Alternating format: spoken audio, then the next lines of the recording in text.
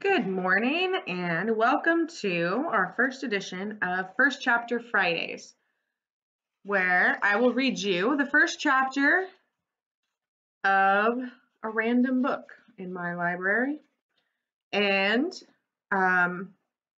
today's book is a book called Smoke by Dan Vyleta. This is actually a book I'm currently reading and I thought I would share with you. That way, if you guys need something to read and you don't want to just take a chance on something, at least you can get a little bit of an idea based on some examples. So, chapter 1, this is part 1, school.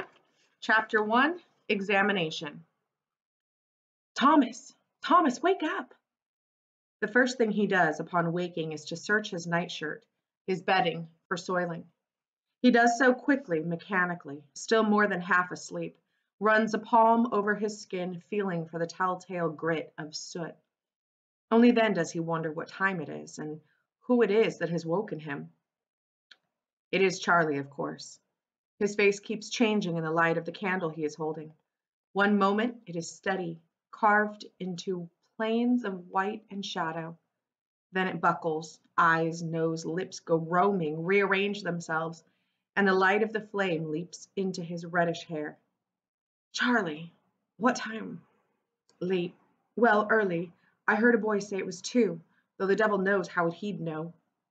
Charlie leans down to whisper. The candle swoops down with him, chasing shadows across the cot. It's Julius. He says everyone is to assemble in the toilets now.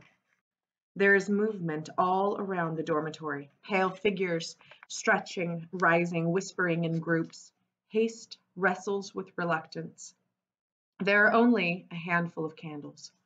Moonlight on the snow outside the windows, their panes milky with its ghostly glow. Soon the boys move in procession, out the twin doors. Nobody wants to be first or last. Not Charlie, not Thomas, not even the handful of boys who hold special favor. Best to be lost in the crowd. The bathroom tiles are cold under their feet. It's a large room flanked by sinks, square white porcelain sinks. Their surfaces crisscrossed by a spider's web of fissures too fine to be traced by your fingers, and as though drawn with a fine pencil. Toilet stalls line the far end. Beyond them, in a long, narrow annex, hulks a row of bathtubs, square and tiled with pale green tiles. The bathroom floor slopes very slightly so towards the middle. It's something you learn when you spill water there. It forms rivulets, heads for the low ground.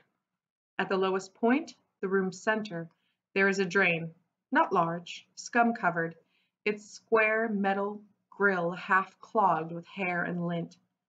This is where he has placed the chair. Julius.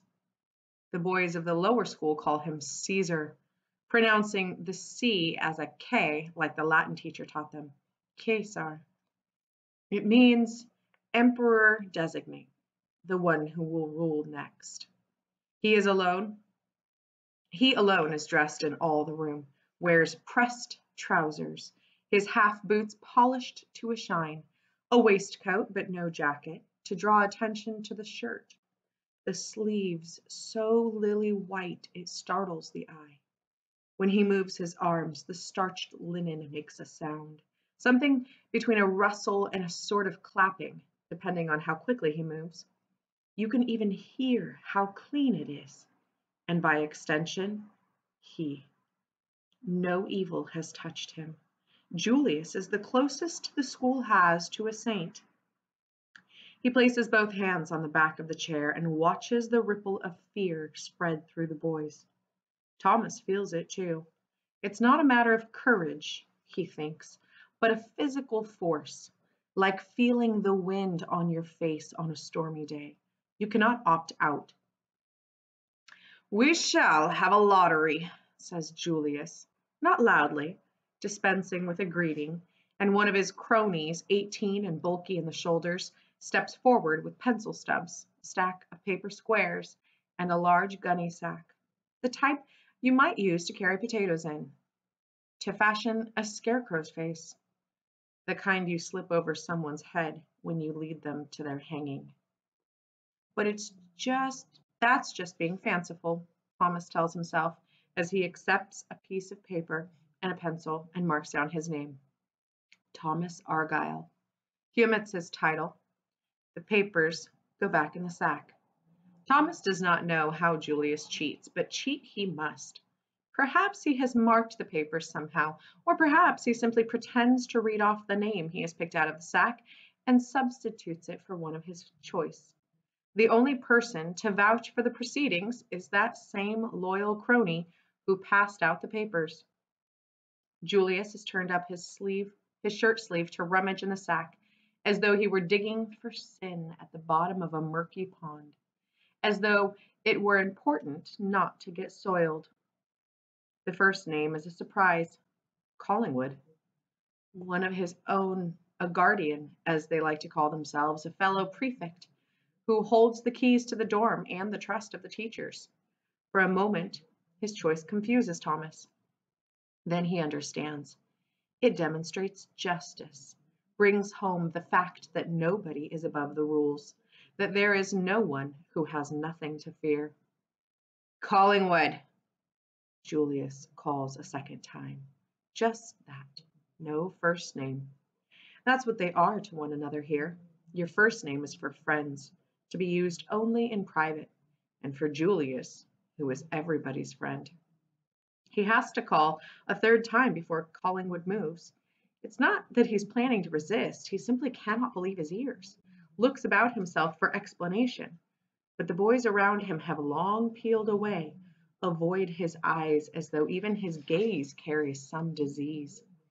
So he steps out last, hugging himself around the chest, a tall, gawky lad, his breath always sour from catarrh. Seated on the chair, his nightshirt hikes up to about mid-thigh. He tries a smile. Julius returns it easily, not showing any teeth, then turns away and walks the length of the room, boys parting for him like the Red Sea. There, perching on one of the bathtubs like some cast-iron crow, is a heavy trainman's lantern, the hooded kind that shines only from one side. He opens it, lights a match, reaches inside to put its flame to the wick. A turn of a valve, the hiss of a match meeting oil, and a focused beam of rich yellow light shoots forth, rectangular, like a window to another world. When Julius takes the handle and walks it across, the swing of the lamp catches bodies, tense little faces, pulling them out of the gloom and isolating them from their peers. Thomas, too, feels the beam of the lamp on him and shrinks before it, sees his shadow dart from out his boots as though looking for a place to hide. It comes to him that Julius had no need to deposit the lamp so far from the chair, that everything, his walk across to it, the act of lighting, the stately return, is part of a performance planned well in advance, as is his drawing himself up to his full height to hang the lamp from a metal hook that just happens to be hammered into the ceiling there, 2 steps from the chair. Julius leaves a hand on it, angles it, so that Collingwood sits in a parallelogram of light, its edges drawn as though with a ruler. The light nearly strips him, seems to flood through the cotton of his nightshirt. One can make out the dark of his nipples and the bent struts of his narrow rib cage. Collingwood's face is tense but calm. For a moment Thomas admires him, at whose hand he has so often been punished. It must take tremendous self-possession to bear the glare of that lamp. It is so bright. It seems to separate Collingwood's skin from his freckles. They hover a 1/4 inch above his cheeks. Shall we begin, then? It takes Collingwood a moment to collect his voice. He answers with the ritual phrase. Please, sir, examine me. You submit willingly? I do, sir. May my sins be revealed. That they will and that they must. We thank the smoke. We thank the smoke. And then in chorus, we thank the smoke. Even Thomas mouths it, that hateful little phrase. He only learned it upon coming to the school not 6 weeks ago, but already it has found time to grow into him, taken a leasehold on his tongue. It can only be excised with a knife. The interrogation begins. Julius's voice rings clear in the large room. His is a pleasant voice, precise, rhythmic, sonorous. When he wants to, he can sound like your favorite uncle, like your brother, like a friend. You're a prefect, Collingwood, he begins. It is like Julius to begin there, somewhere harmless. It makes you lower your guard. How long has it been since you earned the badge? A year and a term, sir. A year and a term. And you are pleased with the position? I am pleased to serve. You are pleased to serve. An excellent answer. You discharge your duties faithfully, I take it. I endeavor to, sir. And how do you think of those boys of whom you have been put in charge? Think of them, sir, with fondness, with affection. Yes, very good. Though they are perfect little brutes sometimes, are they not? I trust, sir, that they are as good as they can be, sir. One, sir, will do, Collingwood. Julius waits out the momentary titter that races through the room. His face, standing to the side of the lamp, is in darkness. All the world is reduced to one boy, one chair. When Collingwood fidgets, his nightshirt rides up higher on his legs, and he has to pull it down with his hands. He does so clumsily. His hands have formed fists he has difficulty unclenching. But you like to punish them, don't you? Your little charges who are as good as they can be. Sometimes you punish them quite severely, I believe. Just yesterday, many a boy saw you administer a caning. 21 strokes, good ones, too. The school nurse had to treat the welts. Collingwood is sweating, but he is equal to this line of questioning. What I do, he says, I do only to improve them, and adds with a touch of boldness, the punishment hurts me more than them. You love them then, these boys? Collingwood hesitates. It is a strong word, love, then settles on, I love them like a father. Very good. There has thus far been not so much as a wisp of smoke.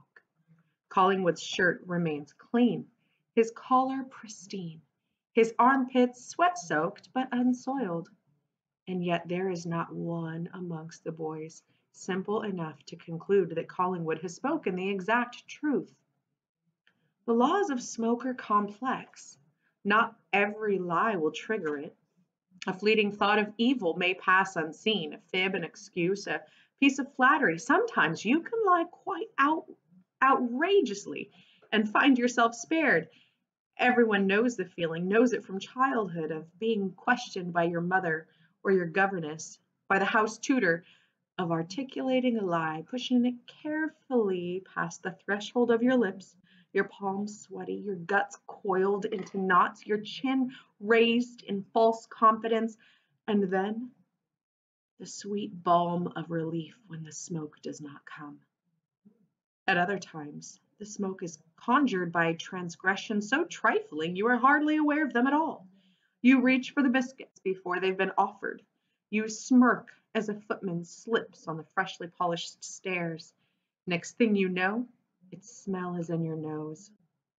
There is no more hateful smell in the world than the smell of smoke. But for now, Collingwood remains free of it.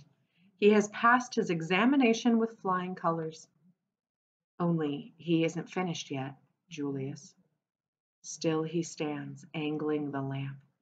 It is as though his voice pours out along with the light.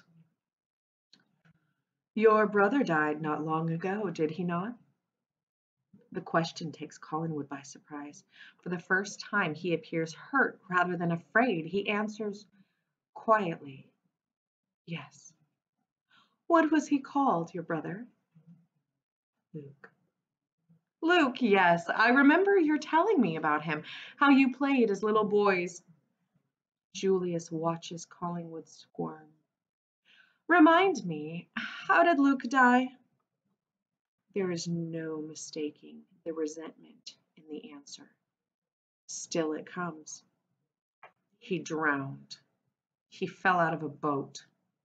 I see. A tragedy. How old was he? 10. 10. So young. How long? To his 11th birthday? 3.5 weeks. That is unfortunate. Collingwood nods and begins to cry. Thomas understands the tears. Children are born in sin. Most babies turn black with smoke and soot within minutes of being born. And every birthing bed and every infant crib is surrounded by the dark plume of shame. The gentlefolk and all commoners who can afford it employ nurses and attendants to look after the child until good begins to ripen in it at age 3 or 4. Sometimes they make a point of barring the child from all family intercourse until it is 6 or 7, from love, and so they will not grow to despise it. Smoke is tolerated to the 11th year. The Holy Book itself suggests the threshold before which grace is only achieved by saints. If you die before 11, you die in sin and go to hell. But, thank the Virgin, it is a lesser hell than those reserved for adults, a children's hell. In picture books, it is often depicted as a kind of hospital or school with long, long corridors and endless rows of prim white beds. Thomas owned such a book when he was growing up and drew in it, drew color, people, strange walking birds that trailed long feathers like bridal trains. It is the tradition in many of the older families to hire a bond servant when a child turns 10, whose only task is to guard the young one's life. If the bond servant fails, he is put to death. One calls them rooks, these bond servants, for they dress all in black and often trail their own smoke like a curse. Julius has given the boys time to digest all this, the weight of little Luke's death. That lamp whose beam he is studying must be heavy in his hand and hot, but he is patient. Was Luke alone? In the boat, I mean. Collingwood speaks, but his answer is inaudible. His tears have ceased now. Even though he still wears his nightshirt, he has been stripped of something these last few minutes, some protective layer that we carry on our skins. Come, come, man, out with it. Who was it? Who was in the boat with your 10-year-old brother when he drowned? But Collingwood has clamped up, and no word will pass his trembling lips. It appears you have forgotten. I shall help you then. Is it not true that it was your father who was in the boat? And is it not also true that he was drunk and slept through the drowning, and only woke when the servants found the boat stuck amongst reeds in a riverbank 3 miles down the stream? Yes, says Collingwood, having refound his tongue. He almost shouts it, in fact, his voice an octave higher than it was but a minute ago. And, asks Julius, matching the shout with a whisper, do you love your father, as the Holy Book instructs us to? Collingwood need not answer. The smoke does it for him. One notices it at the shoulders first, where the sweat has plastered the nightshirt to his skin. A black, viscous blot, no bigger than a penny. It's like he's bleeding ink. Then the first wisps of smoke appear, stream from these dark little spots, leaving gritty soot behind. Collingwood hangs his head and trembles. "You must learn to master yourself," says Julius. Says it very gently, angling away the light. "You may go now. It is well." There is no punishment, or rather none that Julius need administer.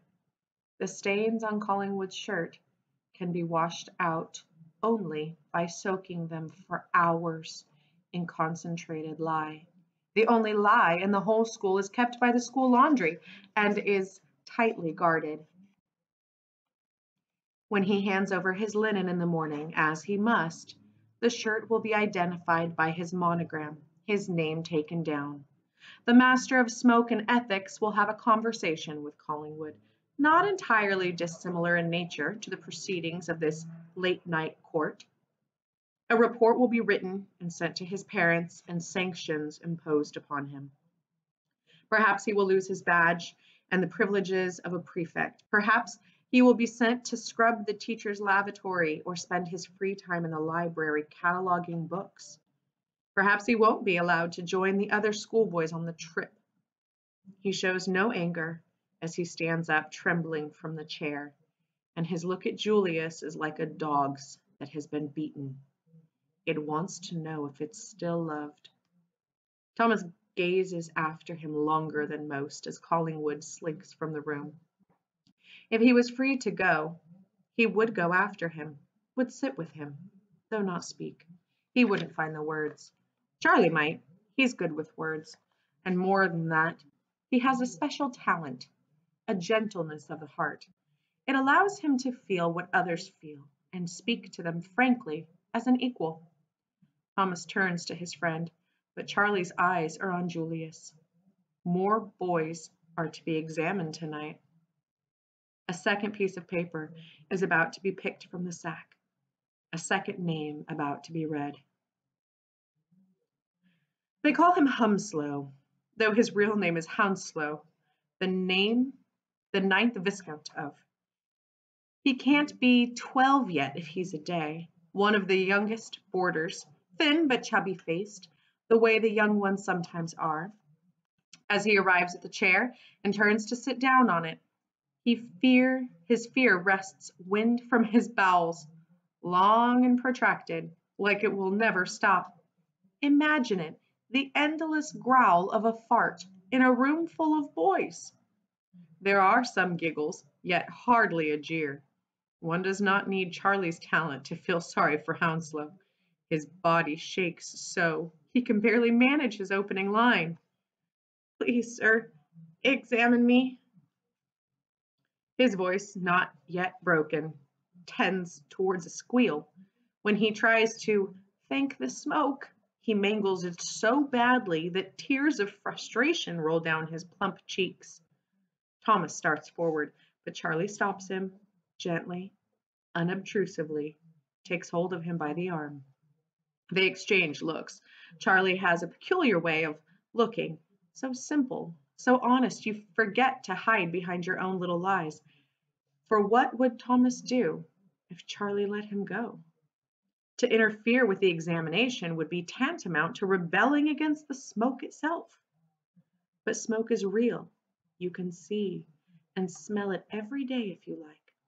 How do you rebel against a fact? And so Thomas must stay and watch Hounslow be thrown to the wolves. Though this wolf wears white and angles a lamp into which the child blinks blindly. "Tell me," Julius begins, "have you been a good boy?" Hounslow shakes his head in terror, and a sound runs through the room, very close to a moan. But, strange to say, the little boy survives the procedure without a single wisp. He answers all questions, answers them slowly, though his tongue seems to have gone thick with fear and sticks out of his mouth in between answers. Does he love his teachers? Yes, he does. Love his peers, his books, his dormitory bed? Oh, yes, he does, and school most of all. What sins then weigh on his conscience? sins too great and numerous to name. But name them he does, taking upon himself all the weight of guilt he can conceive of, until he is quite flattened. If he has failed his Latin test this Monday past, it is because he is indolent and stupid. If he has fought in the schoolyard with a classmate called Watson, it is because he, Hounslow, is vicious and a little brute. If he has wet his bed, it is because he is vile and has been so from birth. His mother says so herself. He is a criminal, a retrograde, a beast. I am dirt, Hounslow shouts, near hysterical. Dirt! And all the while his nightshirt remains clean, its little lace ruffles free of all soot. It's done in under 10 minutes. Julius lowers the lamp and kisses the boy's head, right on the crown, like they have seen the bishop do with the school chaplain. And when he gets up, there is something more that shows in Hounslow's face other than relief, a note of triumph. Today, this night, he has become one of the elect. He has abased himself, admitted to all he's ever hidden in his conscience and some more besides, and the smoke has judged him pure. If he gives Watson a bloody nose on the morrow, it will be with a sense of administering justice.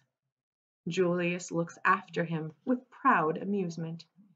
Then he digs within the sack and reads a third name, the last one. It won't be Cooper, Charlie's last name.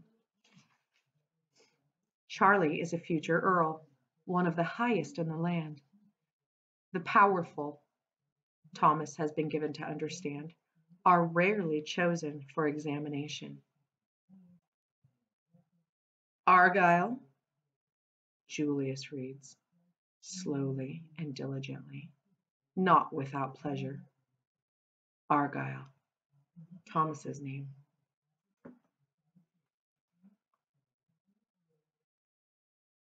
It would be false to say he did not expect it. As though split by an oar, the sea of boys now parts for him. Charlie's hand squeezes his arm, then he's walking. He'll wonder at it later, this undue haste, the absence of any real will to resist, and will berate himself for cowardice. But it isn't cowardice that shows on his face, but the opposite. He's itching to do battle. From the way he raises his chin into the light, you would have thought he was climbing into a boxing ring. Julius notices it too, and smiles.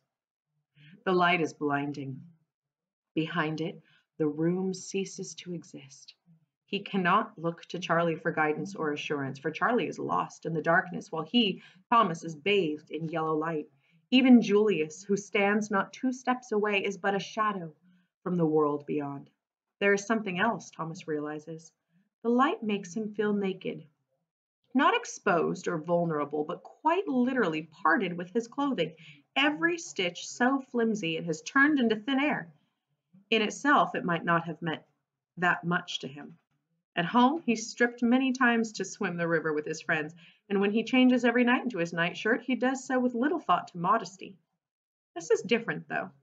The light singles him out. He is naked in a room full of people who are not. He is not prepared for how angry it makes him. Start, he growls. But Julius doesn't. He just stands there, waiting, steadying the lamp. Go on, start the examination, and thank the smoke. Now, ask me a question. The chair, Thomas realizes, slopes under his bottom. His feet have to push into the ground to keep himself stable. Julius greets his outburst calmly. Impatient, are we? Though you were tardy enough about coming to school, and are slow enough about learning your lessons. He unhooks the lamp and carries it closer, stands over him, bathing him in the beam. You know, Julius mouths, so quietly only Thomas can hear. I think I can see your smoke even now, streaming out of every little pore, It's disgusting. But if you are so very impatient, he goes on, louder again, his orator's voice self-possessed and supple, very well, I will make it easy for you. Your examination will be a single question. Does that suit you? Thomas nods, bracing himself, like you do when you expect to be punched. It is Charlie who later explains to him that it is better to unclench, absorb the hit like water. Go ahead then, ask. Well, well. Julius makes to speak, stops, interrupts himself, turns the lamp around for a brief moment and lets its beam dance over the faces of the boys. Thomas sees Charlie for half a second, not long enough to read his expression. Then the beam is back in his eyes. You see, Julius resumes, the question I want to ask is not mine. It belongs to everyone. The whole school is asking it. Every boy who is in this room, even the teachers have been asking it. Even your friend over there, though he mightn't admit it. It is this. What is it that is so filthy about you, so unspeakably foul, that it made your parents ignore all custom and common sense and hide you away until your 16th year? Or, he adds, more slowly yet, articulating every syllable, is it that there is something vile, disgusting about them, that they were afraid you'd disclose and spread? The question hits its mark as an insult to him, his family, the things he holds sacred, but more so as a truth, a specter that has haunted half his life. It punctures his defenses and goes to his core, wakes fear and anger and shame. The smoke is there long before he can account for it. It is as though he is burning, burning alive without reason. Then he knows what it marks. He has hatred, murder in his heart. Another boy would crumple with shame. Thomas leaps, hits Julius headfirst, sends the lamp crashing to the floor. Its flame unextinguished, lights their struggle from side to side. To the boys who are watching, they are a single shadow projected ceiling high against the wall, two-headed and monstrous. But to them, close to the lamp, everything is crystal clear. Thomas is smoking like a wet ember. His hands are fists raining down on Julius. Insults stream from his mouth. You are nothing, he keeps on saying. Nothing, a dog, filthy dog, nothing. His fist hits Julius in the chin and something comes loose from his mouth. A tooth, apparently.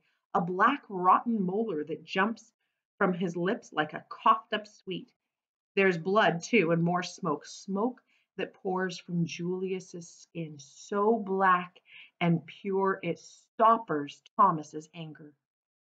Immediately, Julius gains the upper hand. More than 2 years older, stronger, he flips the shorter boy, but rather than hitting him, he bears down with his whole body, embraces him, clings to him, rolls him into the lamp until it tips and smothers its own light. All at once, Thomas realizes what Julius is doing. He is rubbing his smoke into Thomas, and Thomas's into himself. Later, he will claim he was sullied by his attacker, but he himself remained pristine all through their fight. Now, in the darkness, he takes Thomas's throat and squeezes it until Thomas thinks that surely he must die. Julius lets go, judiciously, the moment the other boys have stepped close enough to get a better picture. He gets up, wipes at his shirt, and makes a show of his composure. Thomas, crumpled, remains on the floor. Only Charlie bends down to him, soothes him, and helps him back to the dorm. That's the end of chapter 1. Hope you enjoyed it.